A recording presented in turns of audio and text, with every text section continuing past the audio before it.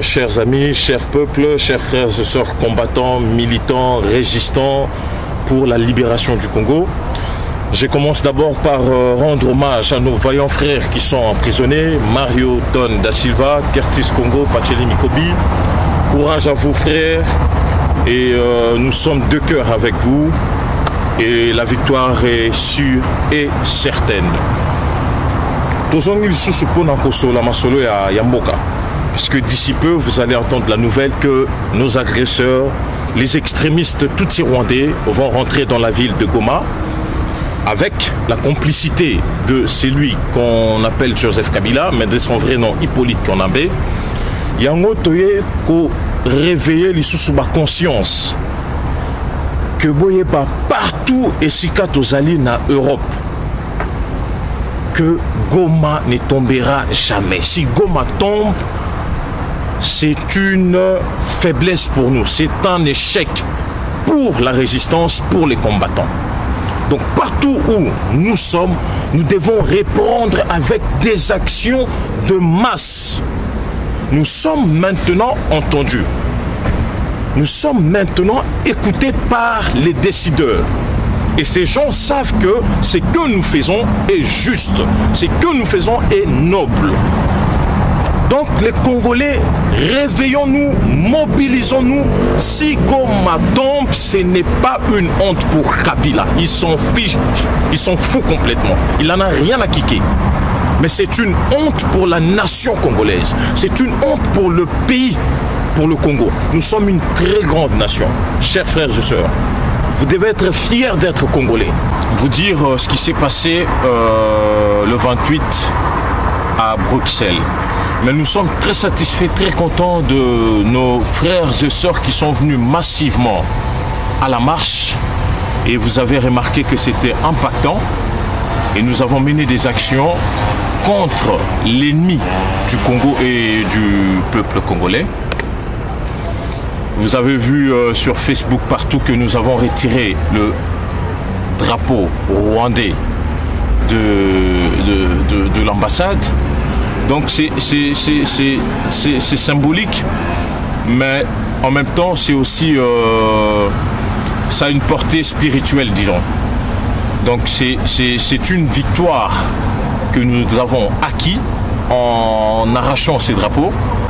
Et si nous sommes fiers, nous sommes un grand pays, un don béni des dieux. Nos aïeux l'ont chanté dans l'hymne national.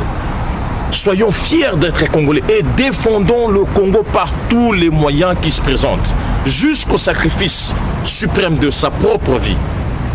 Il faut défendre ces pays. Je vais vous illustrer un exemple pour comprendre que ces pays, c'est un grand pays que Dieu a doté, a béni d'une manière extraordinaire. La Belgique fait 10 millions d'habitants. On nous a enseigné que la Belgique fait 80 fois le Congo. Faites 10 millions fois 80, c'est 800 millions.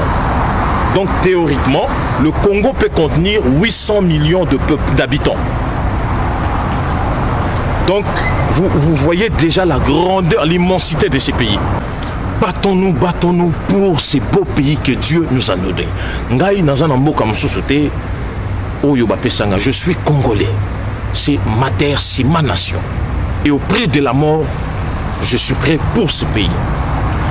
Avec le rebelle AM23, nous l'avons expliqué partout, qu'il y a une complicité de Joseph Kabila, de son vrai nom Hippolyte Konambe, avec le AM23 et Paul Kagame. La tournure des événements les a surpris. Et là, ils sont en train de créer toutes sortes d'aventures. C'est un mouvement, les AM23 égale Kabila Kagame. C'est un mouvement créé par Kabila pour déstabiliser le Congo. Et bientôt, vous allez voir qu'il y aura encore un pourparler. C'est-à-dire, ils vont chercher à négocier. Et en négociant avec ces rebelles, il y aura ce qu'on va faire, il y aura ce qu'on dit le brassage au sein de l'armée. Et ce brassage va permettre aux militaires rwandais de s'infiltrer dans l'armée nationale congolaise. Et petit à petit, à moyen terme, nous finirons par être envahis par le Rwandais. Donc, comme je l'ai dit la fois dernière, il faut que tous les Congolais, nous ayons une lecture commune de la situation qui prévaut à l'est du Congo. Ce sont des Rwandais, les M23, ce sont des extrémistes, tous ces Rwandais, qui travaillent en parfaite collaboration avec Joseph Kabila. Et vous avez vu sa conférence de presse, avec quelle légèreté il parle du dossier du M23. Les amis, je l'ai redit encore, le loup est dans la bergerie.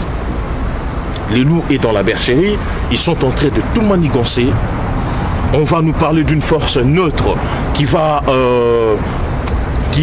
bientôt, qui sera bientôt dans l'est du pays. Mais tout ça, c'est une encore bêtise de plus. Si force neutre va venir dans l'est du Congo, c'est que la MONUC a échoué dans sa mission. Et la communauté internationale doit reconnaître l'échec de la MONUC parce qu'elle est patente et que la MONUC doit partir. Parce que la nouvelle force neutre va faire la mission que les Nations Unies avaient octroyée à la MONUSCO. Donc ceux qui battent Balobi, le Lobatia force neutre, c'est que la MONUC doit partir parce que la MONUC a échoué dans sa mission. Mais je tire la sonnette d'alarme sur cette force neutre. Cher peuple congolais, soyez prudents. On veut nous faire... Là, au fait, le but dans tout ça, c'est la balkanisation du Congo. Le but poursuivi par les extrémistes Tutsis, en complicité avec une certaine partie de la communauté internationale, c'est de dépêcher ces pays, ces grands pays. C'est ça leurs objectifs. Mais il y a des forces spirituelles qui gardent encore ces pays. Il y a nos aïeux, nos grands-parents, l'esprit de Kimbangu, de Patrice Emery Lumumba, qui gardent encore l'unité du Grand Congo. Donc nous devons tous savoir que M23, c'est Joseph Kabila, c'est Kagame. On ne peut apporter aucun soutien à ces assassins. C'est parce qu'on nous parle plus, on nous en parle, on en parle peu ici aux informations. Mais la guerre fait rage à l'est du Congo. Il y a des gens qui meurent tout le jour. Si vous avez quelqu'un à Goma, essayez de l'appeler, il va vous dire que la guerre fait rage au Congo. C'est moins qu'en Syrie, où on est en train de tout monter, de tout déformer. Au Congo, cher peuple congolais, il y a nos frères qui meurent. Ils meurent comme des chiens. Voilà le message que j'avais à passer à tous nos voyants frères. Au état de résistance, seule la mort qui peut nous séparer de ces combats. Vaillants combattants, tout ce qui nous reste ici, c'est soit la mort, soit la prison. Mal au Congo sera et doit être libéré des occupeurs. Le Congo doit être libéré de l'imposteur. Les messages que Tozaki Nango a passé les lots, Yangoana, Matondo, na bandeko nyonso bolandi biso partout bozali. Bolamuka, bandeko ya Canada, Montréal, Toronto, Ottawa, on ne vous attend plus. C'est vrai que certains sont démotivés. Je leur ai dit, ne vous découragez pas pour cette lutte noble. Ne vous découragez pas pour le Congo. Nous n'avons qu'un seul pays. On n'en a pas deux. Réveillez-vous. Il peut y avoir des différends. Mais il faut que nous arrivions à surmonter nos dissensus. Il faut que nous arrivions à mettre de côté ce qui est accessoire. Il faut distinguer l'accessoire de l'essentiel. L'essentiel pour l'instant, c'est la libération du Congo. Canada, cher peuple congolais, réveillez-vous. Montréal, Toronto, Ottawa, Bandeko, Bolamuka, Botelema, encore menons des actions dans la rue pour faire échec au plan satanique des extrémistes Tutsis rwandais qui veulent à tout prix, avec la communauté, avec la complicité de la communauté internationale, dépêcher le Congo. Matondo, j'ai dit et je vous remercie. Avoir participé au génocide. Pour acheter des armes, ils s'approprient des matières premières comme l'or et d'autres minerais dont le sous-sol de la province regorge.